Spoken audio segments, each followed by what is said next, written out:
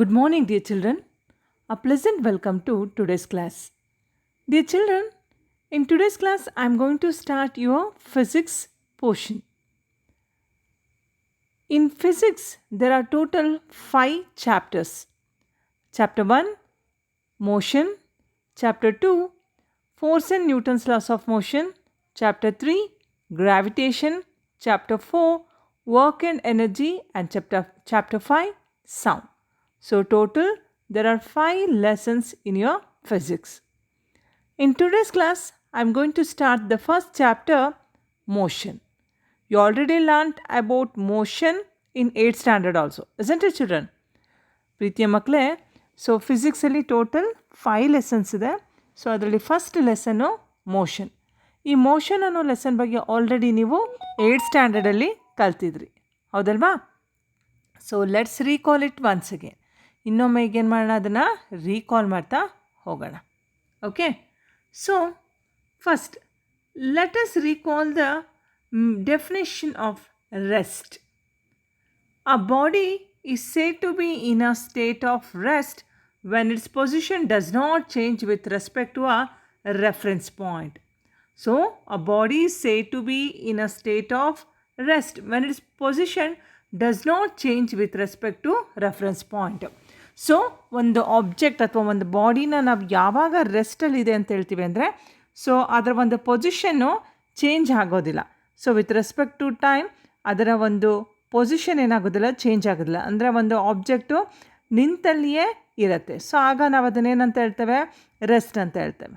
Okay, so with respect to reference point ಅಂತ ಇಲ್ಲಿ ಹೇಳಿದ್ದಾರೆ. ಹಾಗಾದ್ರೆ ಏನು ರೆಫರೆನ್ಸ್ ಪಾಯಿಂಟ್ ಅಂದರೆ, it is a point from which the location of the object is measured. It is often called as origin. So, reference point is nothing but the point from which the location of object is measured. So, ಯಾವ ಪಾಯಿಂಟಿಂದ ಆಬ್ಜೆಕ್ಟಿನ ಲೊಕೇಶನ್ನ measure ಮಾಡ್ತೀವಲ್ಲ ಅದನ್ನು reference point ಅಂತ ಹೇಳ್ತೇವೆ. So ಇಲ್ಲಿ ಕಾಮನಾಗಿ ನಾವು ಆರಿಜಿನ್ನ ಏನಂತ ತೊಗೋಬೋದು, reference point ಅಂತ ತೊಗೋಬೋದು.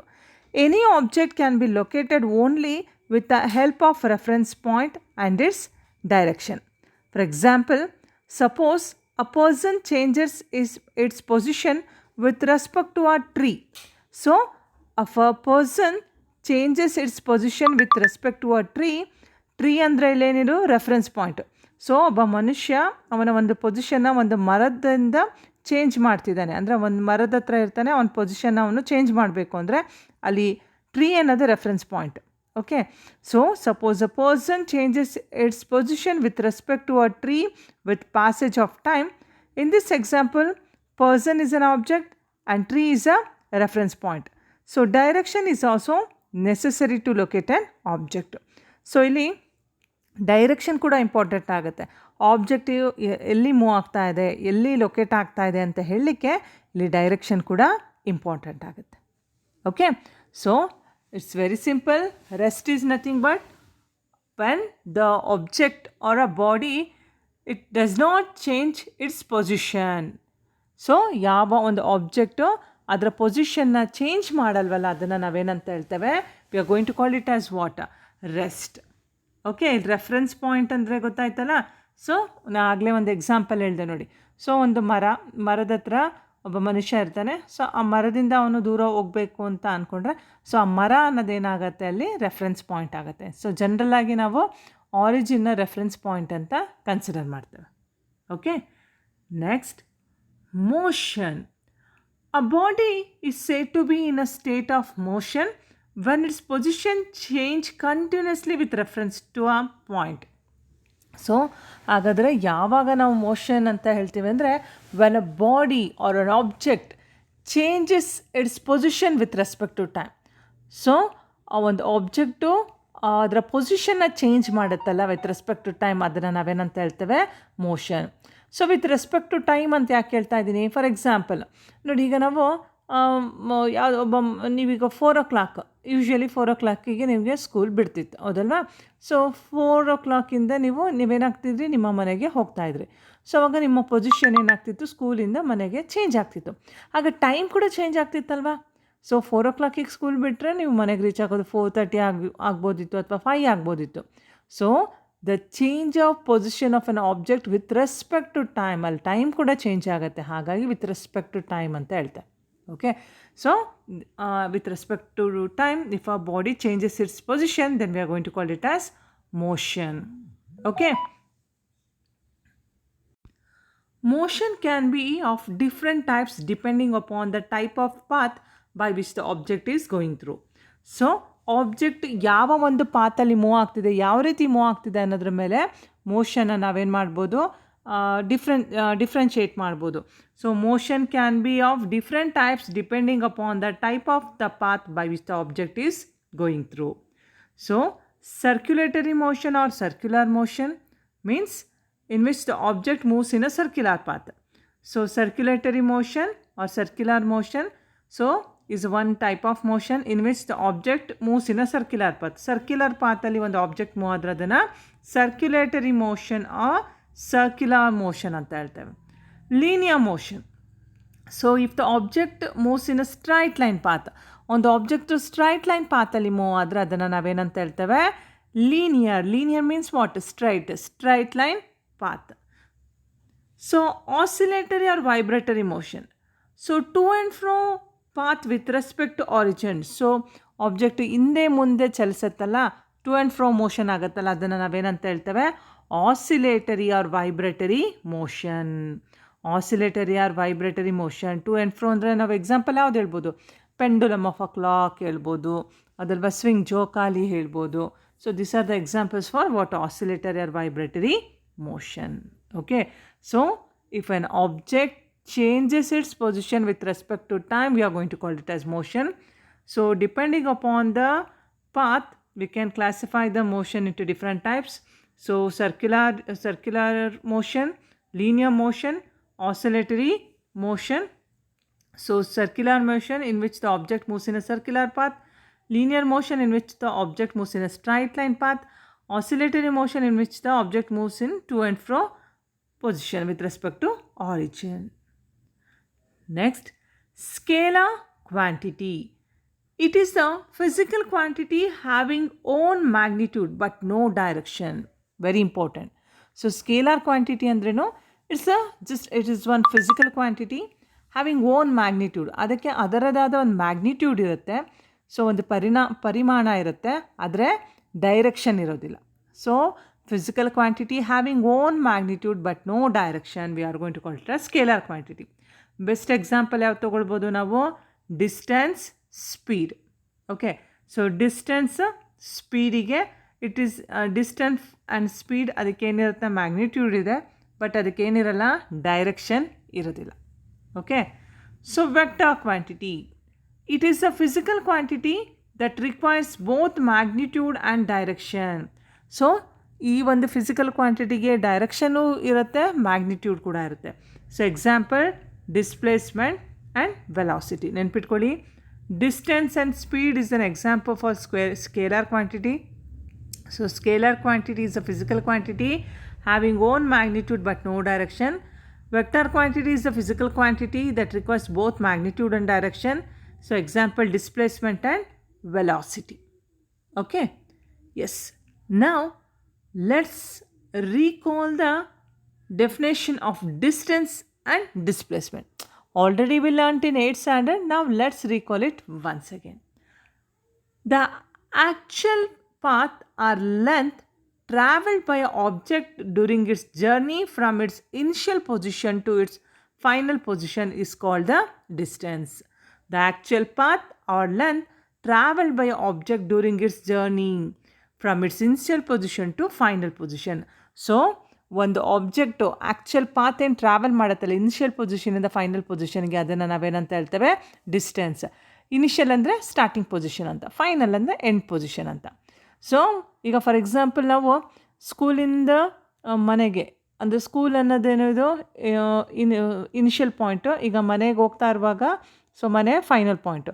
ಸೊ ಆ್ಯಕ್ಚುಯಲ್ ನಾವು ಎಷ್ಟು ಡಿಸ್ಟೆನ್ಸ್ ಟ್ರಾವೆಲ್ ಮಾಡ್ತೀವಲ್ಲ ಅದನ್ನು, ಆ ಒಂದು ಪಾತನ್ನು ನಾವೇನಂತ ಹೇಳ್ತೇವೆ, ಆ ಆ್ಯಕ್ಚುಯಲ್ ಪಾತನ್ನ ಏನಂತ ಹೇಳ್ತೇವೆ, we are going to call it as distance. The actual path or length travelled by object during its journey, we are going to call it as distance. So distance is a scalar quantity which requires only magnitude but no direction to explain it. ನೋಡಿ, distance ಅನ್ನೋದು scalar quantity. ನಾ ಈಗ already ಹೇಳಿದೆ, scalar quantity ಅಂದರೆ it is having only magnitude but no direction. ಇದಕ್ಕೆ ಬರೀ magnitude ಇರುತ್ತೆ, direction ಇರೋದಿಲ್ಲ. For example, Ramesh travelled 65 kilometre. So distance is measured by odometer in vehicles. ಹೌದಲ್ವಾ? ಸೊ ನಾವೆಲ್ಲರ ವೆಹಿಕಲ್ಸಲ್ಲಿ ಓಡೋಮೀಟರ್ ಇರುತ್ತೆ. ಆ ಓಡೋಮೀಟರ್ ಏನು ಮಾಡುತ್ತೆ ಅಂದರೆ, ಸೊ ಎಷ್ಟು ಟ್ರಾವೆಲ್ ಮಾಡಿದ್ದೀವಿ ಅನ್ನೋದು ನಮಗೆ ಆ ಓಡೋಮೀಟರಲ್ಲಿ ಗೊತ್ತಾಗುತ್ತೆ. So Ramesh travelled 65 kilometre. So ಇಲ್ಲಿ ನಮಗೇನಿದೆ, ಮ್ಯಾಗ್ನಿಟ್ಯೂಡ್ ಇದೆ, ಓಕೆ, ಆದರೆ ಡೈರೆಕ್ಷನ್ ಇಲ್ಲ. ಇಂಥದ್ದು ಡೈರೆಕ್ಷನ್ ಅಂತ ಇರೋದಿಲ್ಲ ಡಿಸ್ಟೆನ್ಸಿಗೆ, ಆದರೆ ಮ್ಯಾಗ್ನಿಟ್ಯೂಡ್ ಇದೆ.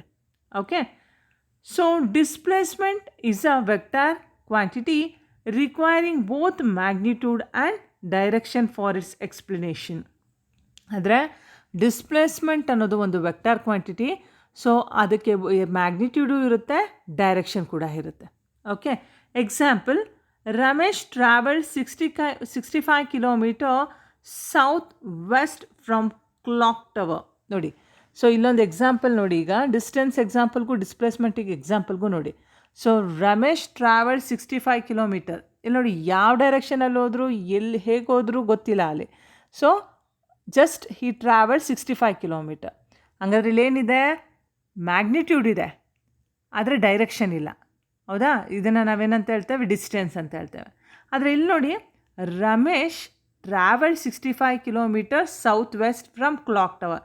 ಕ್ಲಾಕ್ ಟವರಿಂದ ಸೌತ್ ವೆಸ್ಟಿಗೆ, ಸೌತಿಂದ ವೆಸ್ಟಿಗೆ, ಕ್ಲಾಕ್ ಟವರಿಂದ ಸೌತಿಂದ ವೆಸ್ಟಿಗೆ ರಮೇಶು 65 ಕಿಲೋಮೀಟರ್ ಟ್ರಾವೆಲ್ ಮಾಡಿದ್ದಾರೆ. ಸೊ ಇಲ್ಲಿ ನೋಡಿ, ನಮಗೇನಿದೆ, ಮ್ಯಾಗ್ನಿಟ್ಯೂಡು ಇದೆ, ಡೈರೆಕ್ಷನ್ ಕೂಡ ಇದೆ. So this is an example for what? Displacement. This is the best example for displacement. Displacement can be zero, where initial point and final point of the motion are same.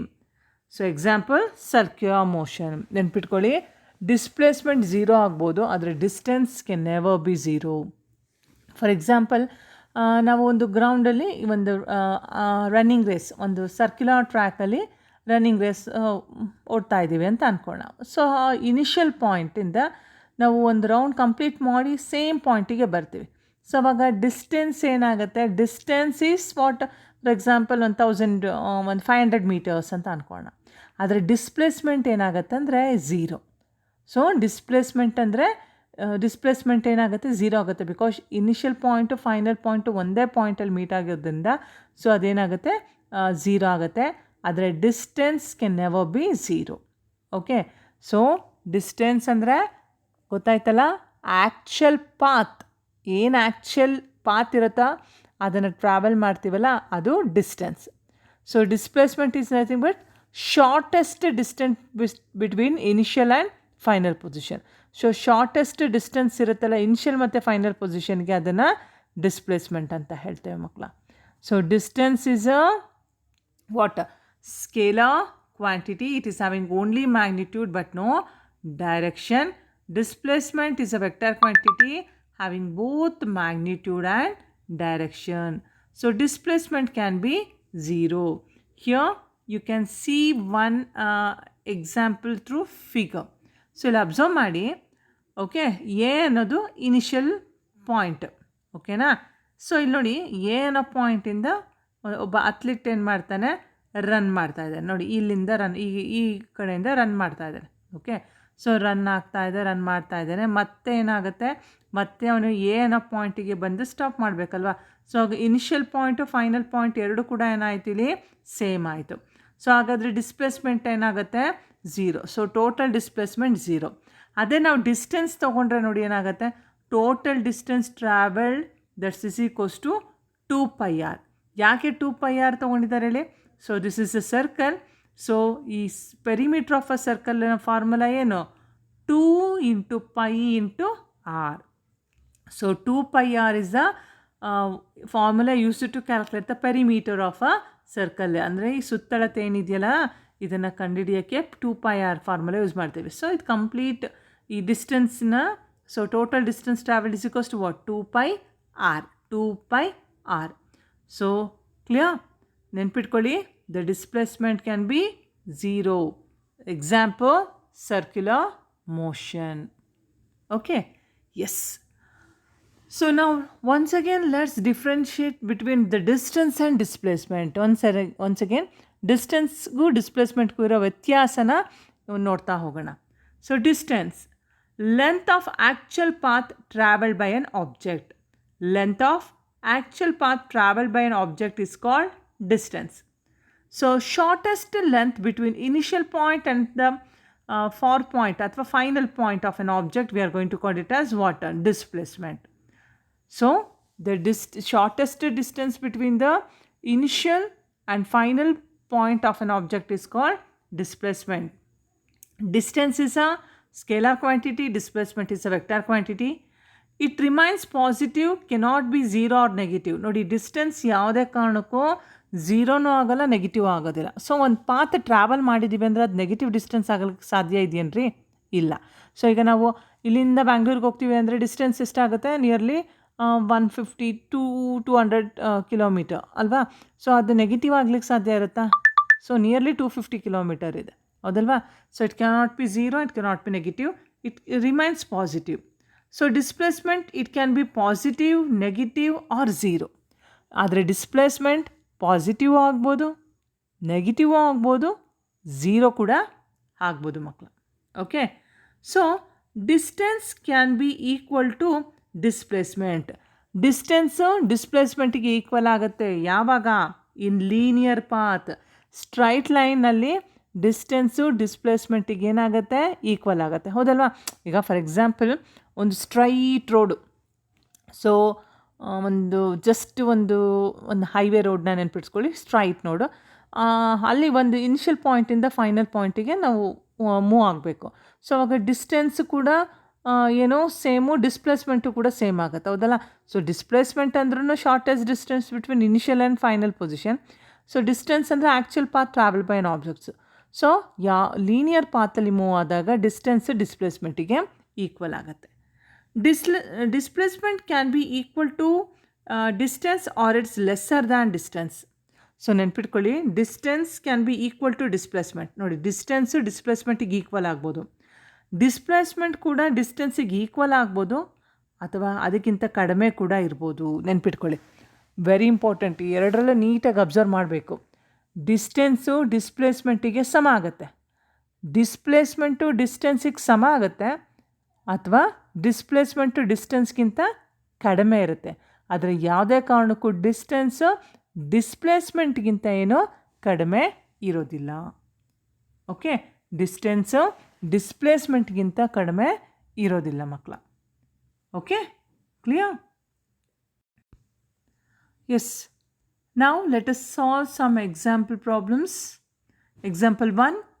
A body travels in a semicircular path of radius 10 meters, starting its motion from point A to point B.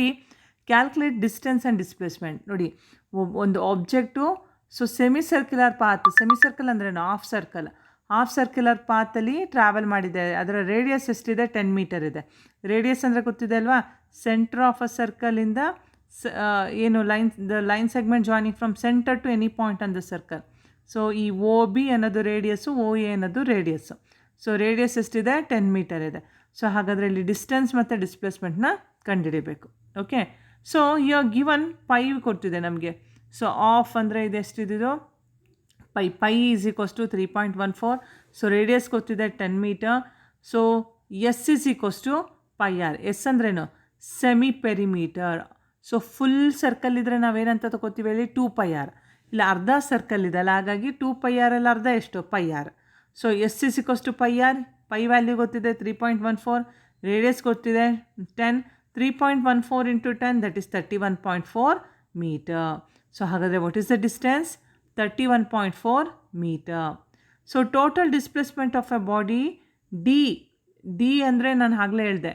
So ನೋಡಿ, distance ಅಂದರೆ ಏನಾಗುತ್ತೆ? A ಅನ್ನೋ ಒಂದು ಪಾಯಿಂಟಿಂದ so object ಈ ರೀತಿಯಾಗಿ actual ಪಾತ್ನ travel ಮಾಡಿ ಬರುತ್ತೆ. So ಹಾಗಾಗಿ ನಾವೇನು ಫಾರ್ಮುಲಾ ತೊಗೊಂಡ್ವಿ? Pi into R. So displacement ಅಂದರೆ the shortest distance between initial and final, ಅಂದರೆ ದ ಡಿಸ್ಟೆನ್ಸ್ ಫ್ರಮ್ ಏನಂತ ಹೇಳ್ಬೋದು? So the path from A to B, A ಇಂದ ಬಿಗೆ ಏನು ಡಿಸ್ಟೆನ್ಸ್ ಇದೆಯಲ್ಲ, ಈ ಒಂದು ಶಾರ್ಟೆಸ್ಟ್ ಡಿಸ್ಟೆನ್ಸ್ ಇದೆಯಲ್ಲ, ಇದನ್ನು ನಾವು ಡಿಸ್ಪ್ಲೇಸ್ಮೆಂಟ್ ಅಂತ ಹೇಳ್ತೇವೆ. ಸೊ ಹಾಗಾಗಿ D is equals to 2r, twice r ಅಂತ ತೊಗೋಬೋದೆ ನೋಡಿ, ಯಾಕಂದರೆ ಒ ಎ ಅನ್ನೋದು ರೇಡಿಯಸ್ಸು, ಒ ಬಿ ಅನ್ನೋದು radius. So r r r plus r 2r. Okay, so 2 into r ಅಂದರೆ ಗೊತ್ತಿದೆ 10, ಸೊ 2 ಇಂಟು 10 20 ಮೀಟರ್. ಸೊ ನೆನ್ಪಿಟ್ಕೊಳ್ಳಿ ನೋಡಿ, ಈಗ ಹಾಗಾದ್ರೆ ಡಿಸ್ಟೆನ್ಸ್ ಎಷ್ಟು ಬಂತು ಮಕ್ಕಳ? 314 ಮೀಟರು. ಡಿಸ್ಪ್ಲೇಸ್ಮೆಂಟ್ ಎಷ್ಟು ಬಂತು? 20 ಮೀಟರ್ ಆಯಿತು. Okay, so next example 2. A body travels 4 kilometers towards north, then he turned to his right and travels another 4 kilometers before coming to rest. Calculate the total distance traveled and total displacement. ನೋಡಿ, so ಒಂದು object 4 kilometre ಎಲ್ಲಿಗೆ ಹೋಗುತ್ತೆ? ನಾರ್ತಿಗೆ move ಆಗುತ್ತೆ. And 4 kilometre it move towards the a body travels 4 kilometers towards north, then he turned to his right. ನೋಡಿ, ಇದು north ಸೈಡಿಗೆ ಹೋಗ್ತಾ ಇದೆ. ಇದು ನಾರ್ತ್ ಅಲ್ವೇನ್ರಿ? ಇದು ನೋಡಿ, ಓ ಇಂದ ಎ ಇದೇನು ಟ್ರಾವೆಲ್ ಮಾಡ್ತಾ ಇದ್ದಲ್ಲ, this is what north, this is north. So ಆಮೇಲೆ ರೈಟ್ ಸೈಡಿಗೆ ಏನಾಗ್ತಾ ಇದೆ? ಅದು ಟರ್ನ್ ಆಗ್ತಾ ಇದೆ. ರೈಟ್ ಸೈಡಿಗೆ ಟರ್ನ್ ಆಗಿ ಎಷ್ಟು ಕಿಲೋಮೀಟರ್ ಟ್ರಾವೆಲ್ ಮಾಡ್ತಿದೆ? 4 ಕಿಲೋಮೀಟರ್. ಇಲ್ಲೂ ಕೂಡ ಎಷ್ಟು ಕಿಲೋಮೀಟರ್ ಟ್ರಾವೆಲ್ ಮಾಡ್ತಿದೆ? 4 ಕಿಲೋಮೀಟರ್. ಓಕೆ, ಸೊ ಹಾಗಾದರೆ ನಾವೇನು ಕಂಡುಹಿಡಬೇಕಿಲ್ಲಿ? We have to find the total distance travelled and total displacement. Total distance traveled and total displacement we have to find. So total distance traveled, total distance ಕಂಡುಹಿಡಬೇಕಂದ್ರೆ ಏನು ಮಾಡಬೇಕು ಹೇಳಿ? Just ಈ north side ಯಾವುದು? O A, and right ಸೈಡಿಗೆ turn ಆಯ್ತಲ್ಲ, so ಅವಾಗ O A plus A B add ಮಾಡ್ಕೊಳ್ಬೇಕು. So O A plus A B that's is equals to 8 kilometre. Total displacement ಅಂದರೆ ಯಾವ್ದು ಹೇಳಿ? Shortest distance. So O B is the shortest distance. So O B is equals to, as we know this is a right angle triangle. So ಯಾವಾಗಲೂ ಅಷ್ಟೇ ನೋಡಿ ಮಕ್ಕಳ, right angle ಟ್ರಯಾಂಗಲಲ್ಲಿ ಒಂದು ಆ್ಯಂಗಲ್ನ 90 degree ಇರುತ್ತೆ. ಅಂದರೆ ಆ್ಯಂಗಲ್ ಎ 90 ಡಿಗ್ರಿ ಇದೆ. ಆ 90 ಡಿಗ್ರಿಗೆ ಆಪೋಸಿಟ್ ಇದೆಯಲ್ಲ ಸೈಡು, ಅದನ್ನು ನಾವು ಹೈಪೋಟಿನಸ್ ಅಂತ ಹೇಳ್ತೇವೆ. According to Pythagoras theorem, the square on the hypotenuse is equals to sum of the squares on the other two sides. So O B square is equals to O A square plus A B square. So O B square is equals to OA square plus AB square. So OB is equals to what? OA plus AB. So OB is equals to OA square plus OB square root of OA square plus OB square. Okay. So OA ಎಷ್ಟಿದೆ value? 4 square. OB ಕೂಡ 4 square ಇದೆ. Okay, OA 4 square and OB ಎಷ್ಟಿದೆ? ಅದು ಕೂಡ 4 square ಇದೆ. So 4 square plus 4 square that is what? 4 square 16, ಇಲ್ಲೂ ಕೂಡ 16 plus 16 root 32, square root of 32 ಅಂದರೆ ಎಷ್ಟು? 5.65 kilometre. 5.65 kilometre. Clear? Okay, so O A square plus A B square ಆಗಬೇಕು ಮಕ್ಕಳ ಇದು, ಏಕೆಂದರೆ ಒ ಬಿ ಅನ್ನೋದೇನಾಗುತ್ತೆ? ಹೈಪೋಟಿನಸ್ ಆಗಿಬಿಡುತ್ತೆ. ಸೊ ಹಾಗಾಗಿ this is A B square, A B. Okay, make it as A B. Clear children? Okay? Yes. That's all for today's class children. The remaining topics of this lesson I am going to continue in the next class. Okay? So, till that, read these definitions, read the differences between distance, displacement, and work out these problems. Okay? Meet you in the next class. Bye-bye children.